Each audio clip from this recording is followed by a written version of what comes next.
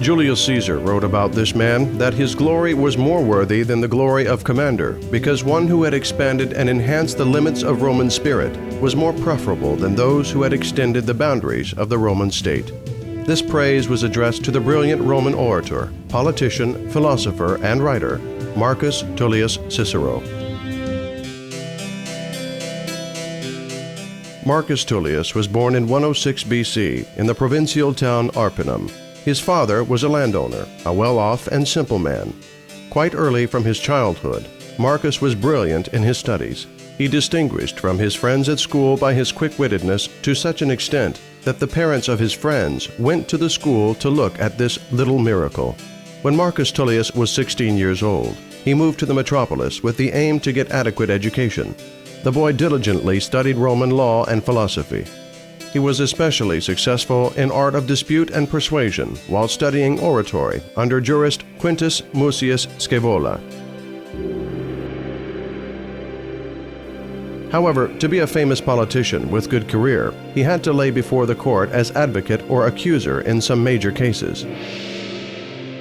In 81 BC, Cicero decided to defend Sextus Roscius, a rich landowner. His first speech in the court was astonishing. Cicero told not only about the case of his client. Marcus's ambition had prevailed over his caution, and he criticized the strict regime of dictator Lucius Sulla. After such an emotional speech, the orator had to run away to Athens, where he studied Greek philosophy and oratory for the next 3 years. Cicero got a chance to return to the metropolis and resume his public appearance only after Sulla's death. His eloquence had made him famous. He married Terentia, the daughter of a rich Roman. The orator rendered assistance to everyone who needed and sought his services as advocate, and very reluctantly took up prosecutor speeches.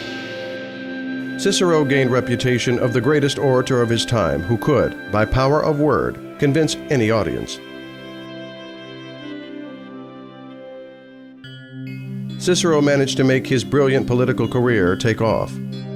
He was governor of Sicily, occupied different positions in Roman Senate, and in 63 BC was elected as a consul, the main person in the state. When the praetor Lucius Catilina decided to set Rome on fire and capture power, it was Cicero who discovered the Catilinus plot and appeared in the Senate with incriminating speeches. Some of his phrases from the 4 speeches against Catilina are still used today. The most well-known exclamation is, "O tempora, o mores," "O the times, O the manners." Discovery of the Catilinus plot brought Cicero real fame. Orator Cato called him Pater Patriae, father of motherland. It was for the first time in the history of state that a person was addressed thus not for his victory in a battle, but for his efforts to attain peace. Flattery and power made Marcus Tullius Cicero believe himself as someone so unique. But in 58 BC, the orator realized that he was not able to compete with the triumvirate of the commanders Caesar, Pompey, and Crassus.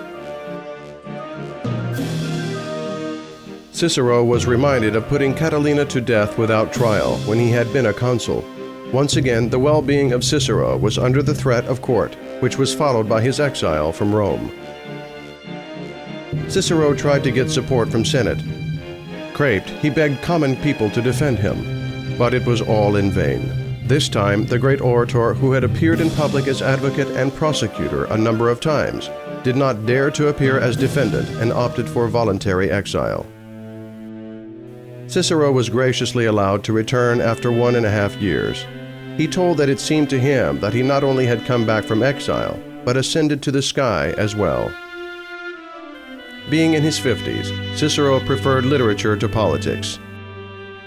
He lived in villas outside Rome and wrote works on theory of the state, oratory, and philosophy, on the laws, Hortensius, Tusculanae, Questiones, questions debated at Tusculum. Reviewing his life, which was a train of ascents and downfalls, Cicero said, "It is the nature of every person to error, but only the fool perseveres in error." In March 44 BC, after Gaius Julius Caesar died, Cicero returned to Rome for the second time in order to deliver his speeches Philippics against Antony, who was eager to seize power. Cicero stated that the dictator died, but dictatorship had not, and that he, Cicero, was prepared to offer himself up for the sake of their republic.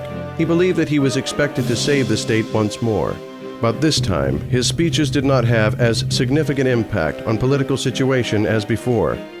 Moreover, his daring attack on the governor, who was growing stronger, had fatal consequences.